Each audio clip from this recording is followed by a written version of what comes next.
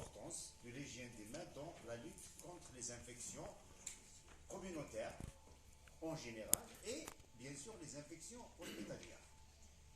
Et dans la célébration, ça permet toujours de rappeler, parce qu'à un moment ou à un autre, on peut être dans l'oubli, on peut être dans un travail qui était passé, on oublie cette mesure. Cette journée vient donc chaque année. La journée est fixée pour la journée, c'est le 5 mai de chaque année, qui est célébrée pour rappeler de l'importance donc, de la désinfection des mains. Et comme les mains, c'est un outil qu'on utilise tous pour tout, dans l'activité quotidienne, dans l'activité hospitalière et pour tout. En même temps, cette main qui est utile pour nous, elle peut être véhicule d'un certain nombre de germes qu'on peut contaminer, soit s'auto-contaminer, soit contaminer les autres. En milieu hospitalier, c'est encore un peu plus compliqué, parce que c'est en milieu hospitalier qu'il y a déjà des patients et le risque de contamination est plus élevé. Donc, voilà, je laisse la parole au docteur Ma, au professeur Benali. Voilà. Bonjour tout le monde. Alors, c'est une occasion pour moi, je pense. Je même inciter les étudiants à venir assister parce qu'en fait, c'est un thème important, l'hygiène des mains. Tous les jours, on est confronté à à un fléau, ce qu'on appelle les infections associées aux soins. Et le gros des infections associées aux soins, il est lié à la mauvaise hygiène des mains. Donc, c'est nous-mêmes, c'est le personnel soignant qui est à l'origine de ces infections, malheureusement. Donc, on a l'impression peut-être que c'est quelque chose de secondaire, de pas très important, mais la réalité démontre le contraire. Donc, s'il y a des gens qui ont développé cette notion d'hygiène des mains, quand on parle d'hygiène de mains, c'est l'hygiène microscopique des mains. Donc, je pense que ça mérite quand même de s'attarder un petit peu sur cette notion, c'est sur l'intérêt d'avoir les mains propres. J'ai bien précisé, les mains propres, du point de vue microbiologique. Donc, j'espère que les communications qui vont se dérouler durant cette demi-journée vont être bénéfiques pour l'ensemble, en particulier pour les jeunes qui vont commencer la pratique de la médecine. Et merci. Merci, professeur Mourani. Professeur Tibiche, je vous remercie pour cette invitation. Bien qu'il y ait une tendance à bannir le docteur Nomad de l'estrade des inaugurations des manifestations scientifiques, Anihna ou Mazanihna, je dirais à certains, et Fahmi Fahadifah. Donc, je vous dirai bonjour et bienvenue pour tout le monde. Moi, à chaque fois, je soulève le problème, c'est qu'il y a des thématiques très intéressantes et malheureusement, il n'y a pas d'oreilles pour écouter ces conseils. Comme aujourd'hui, c'est très important comme thème. C'est le lavage des mains. Vous savez que l'infection, nous savons combien l'infection qui coûte cher à l'hôpital. Parce que de point de vue de journée d'hospitalisation, le nombre de journées d'hospitalisation, et par le coût des antibiotiques utilisés. Donc, si tout le monde respectait l'hygiène des mains, l'hôpital aurait beaucoup à gagner sur le plan coût. Ceci dit, je laisse les experts pour vous expliquer en long et en large cette situation. Moi, je vous dis, je remercie les personnes qui ont préparé cette journée. Je vous dis merci et bon travail.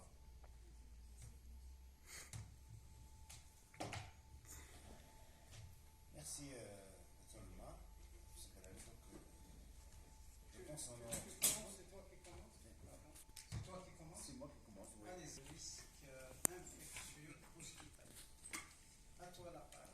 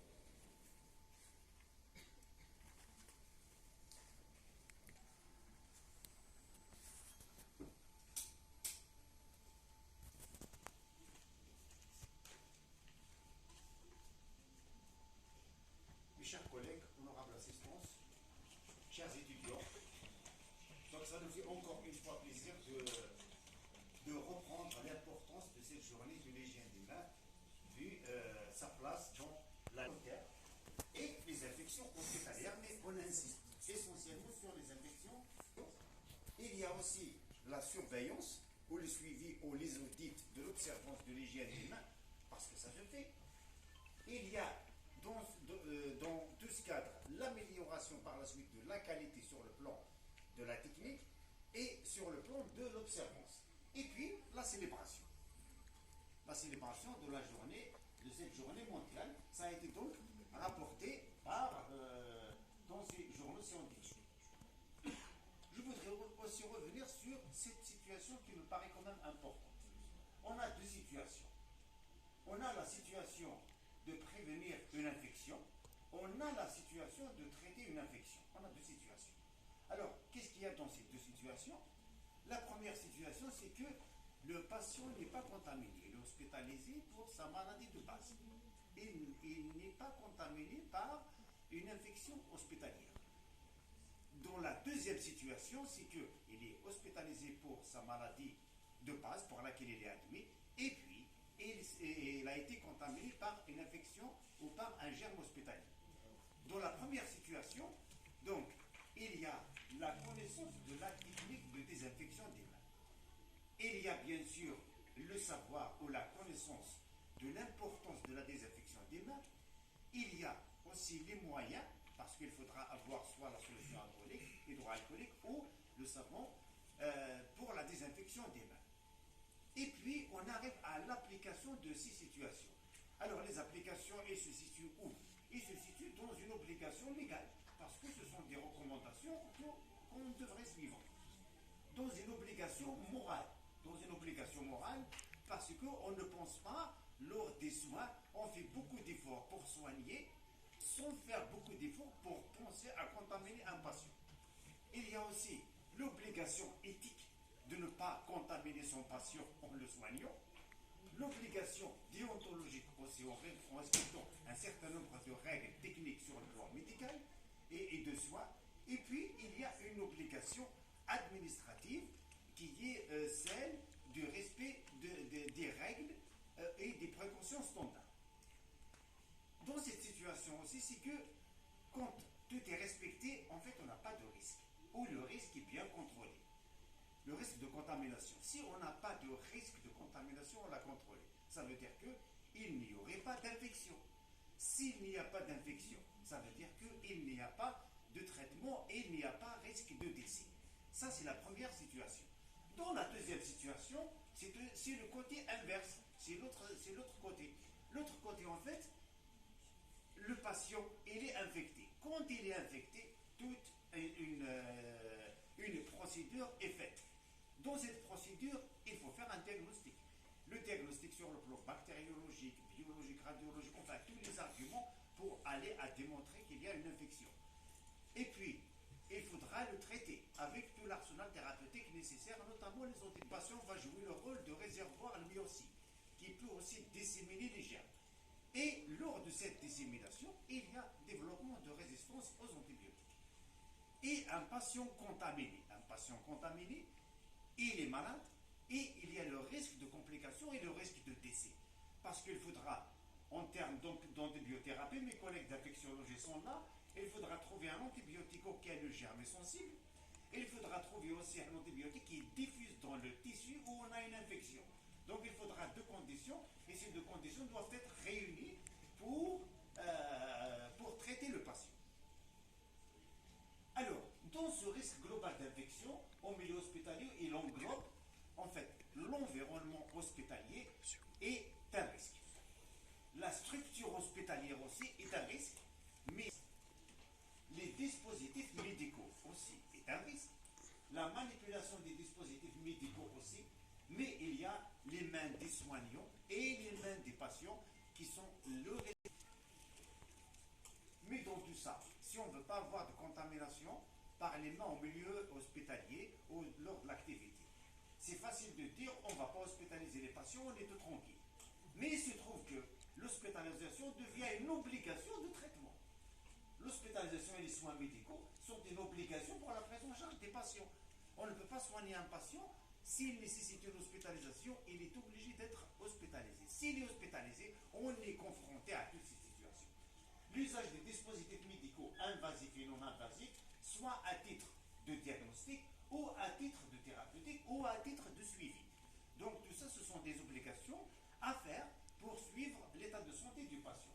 Dans toutes ces tâches, les mains du personnel de soins, quelquefois des patients et de leurs parents, gardes malades et visiteurs, sont à l'origine du déplacement de germes et des contaminations d'un milieu à un autre, d'un patient à un autre, de l'environnement au patient, du patient à l'environnement, donc dans tout ce cercle. Les objectifs en fait globaux de la présentation, on va essayer d'apporter quelques éléments de preuve sur le plan de la lutte contre l'infection par la désinfection des mains. Il y a quelques documents, ceux qui ont travaillé sur ça, qui ont apporté la preuve que le respect de l'hygiène des mains par la désinfection conduit en fait à la réduction du risque de contamination. Et puis de discuter du risque d'infection hospitalier lié aux mains, de discuter de l'impact de la désinfection sur la réduction du risque et de discuter du rôle du personnel soignant dans la réduction du risque infectieux hospitalier. Je reprends un peu la chaîne de transmission d'une maladie infectieuse ou d'une maladie contagieuse, où il y a tous ces éléments. Moi, je les appelle les ingrédients. S'il y a un ingrédient qui manque, on n'aura pas d'infection. Pour qu'il y ait une infection, il faut qu'il y ait les 5 éléments. Le premier élément, le réservoir. Au milieu hospitalier, ça peut être l'environnement hospitalier. Ça peut être la structure hospitalière. Ça peut être aussi le personnel de soins, les patients eux-mêmes ou leurs parents. La source de contamination, la source à partir de laquelle on peut contaminer le patient. Quand on parle de contamination, le plus important en fait c'est le patient et bien sûr de l'autre côté aussi l'environnement. Donc peut-être le réservoir ou un site temporaire ayant été lui-même contaminé, ça peut être le mur, lavabo, bureau, matériel de soins ou autre objet inerte à partir duquel le germe dure dans le temps et on le prend de ce milieu et on contamine les patients. Il y a les agents infectieux, globalement donc tout ce qui est bactéries, virus, champignons et prions. Le mode de contamination qui peut être direct d'une personne à une autre, qui peut être aussi indirect en faisant intervenir plusieurs éléments, notamment les mains. Et puis il y a l'autre réceptif. L'autre réceptif, c'est le dernier. C'est celui qui va enfin recevoir, si vous voulez, le germe et être dans une contamination, c'est les patients. Le plus important, c'est les patients. Avec toutes les caractéristiques particulières d'un patient hospitalisé, sur le plan de l'immunité, sur le plan de la pathologie de base et sur le plan de la nécessité des investigations qui soient invasives ou non invasives. Donc tout ça met en fait le patient dans des situations à risque de contamination. Donc les mains, elles jouent un rôle de véhicule qui déplace les agents infectieux d'un site à un autre. De la poignée de la porte, on la met sur le patient lors de l'examen. Et puis les germes de patients lors de l'examen, on ne se désinfecte pas, on les met sur le bureau, on les met sur le poignet de la porte, sur l'interrupteur de la structure. Donc, c'est la dissémination des germes à travers les mains. Et puis, si le site de contamination,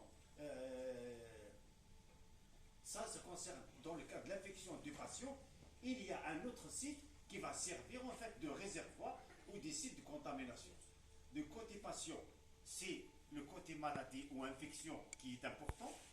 De l'autre côté, c'est le site ou réservoir qui a de l'importance aussi. Alors, cette plaque montre en fait l'importance de la désinfection des mains. J'ai bien entouré les deux cadrans. Le premier cadran, c'est l'observance de la désinfection des mains. Le deuxième cadran, c'est le taux des infections acquises. Dans ces situations, donc, plus la désinfection des mains, c'est la courbe qui va en haut, l'observance de la désinfection des mains est importante, et vous avez en bas le nombre d'infections acquises. Donc, plus le taux d'observance de la désinfection des mains augmente et est respecté, plus on a la réduction du nombre d'infections.